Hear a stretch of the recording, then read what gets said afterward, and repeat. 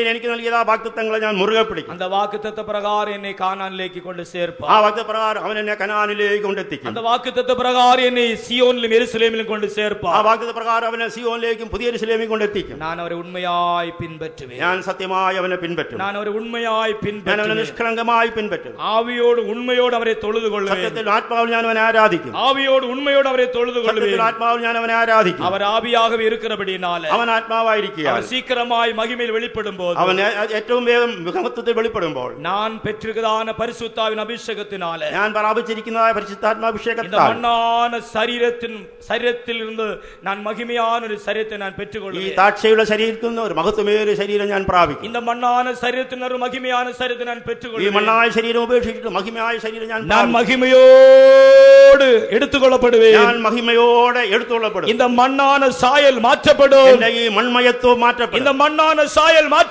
മൺമയത്വം മാറ്റപ്പെടും. அவர் எனக்கு தந்திருக்கிற வாக்குத்தத்த பிரகாரம் நான் அந்த நித்திய வீட்டிலே பிரவேசிப்பேன். അവൻ തനിക്ക് നൽകിയിരിക്കുന്ന വാഗ്ദത്തപ്രകാരം ഞാൻ നിത്യഭവനത്തിലേക്ക് പ്രവേശിക്കും. அப்படிப்பட்ட நம்பிக்கையோடு நாம் ஜீவிப்போமாக. അങ്ങനെയുള്ള പ്രത്യാശയോടെ നമുക്ക് ജീവിക്കാം. இந்த வசனங்களால் ഈ വാക്കുകളാൽ ദൈവം നമ്മെ അനുഗ്രഹിക്കുമാറാകട്ടെ.